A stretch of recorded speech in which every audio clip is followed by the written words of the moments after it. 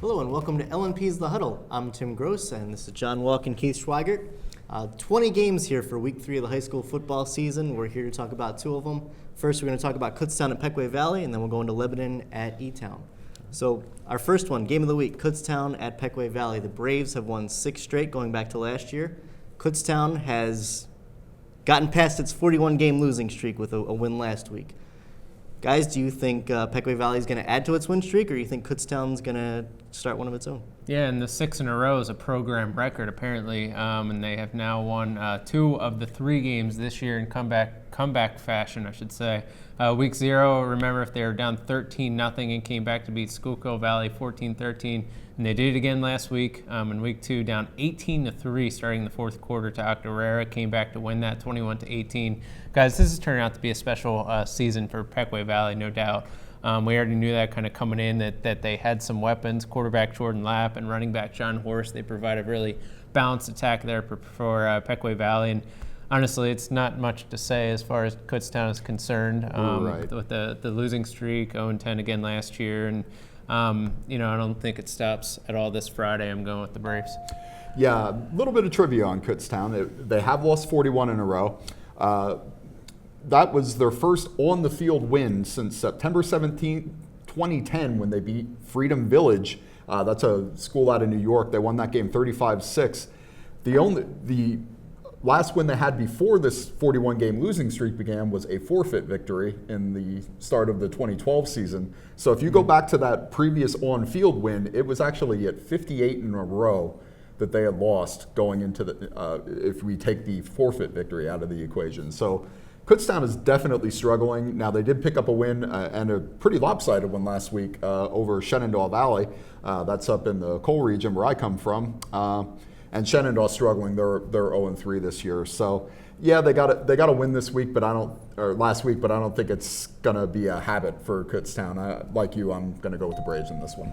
Yeah, I agree with you guys. I'm looking at the box score from last week. Kutztown's box score, they get 3 rushing yards, I think, unless that's a misprint. But they also gave up 255 passing yards. So Pequea Valley is a pretty balanced offense. So I think no matter what the Kutztown defense gives them, I think they'll be able to adjust. And another win for Pequea Valley.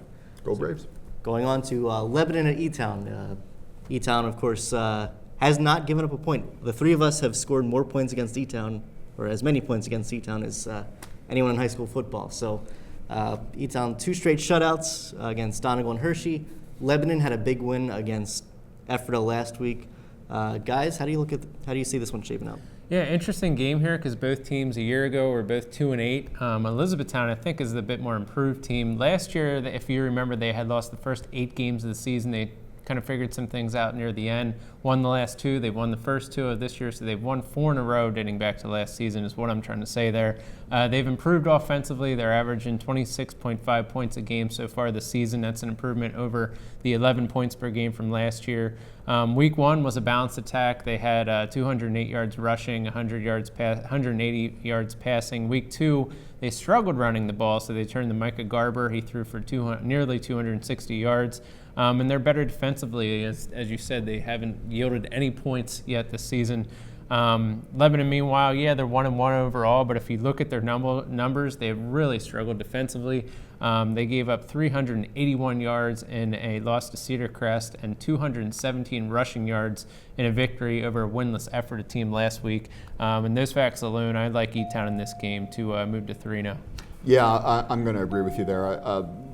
Lebanon is going to be able to put up some numbers and get their yards, but their Achilles heel for the last couple of years now has been their defense. I mean, they just can't seem to get that figured out, and that's a pretty key piece because now their offense isn't quite as good as it was maybe in years past when they had better skill people. They still have that quickness, but I don't think they're equipped to win shootouts the way that they had won a lot of their games in previous seasons. And as you pointed out, you can't get any better than not allowing any points through 2 games. So I think E-Town's better on that side of the ball. I think they have enough balance on offense that no matter what Lebanon tries to do, they'll have an answer for it. So yeah, I'm taking the Bears 3-0.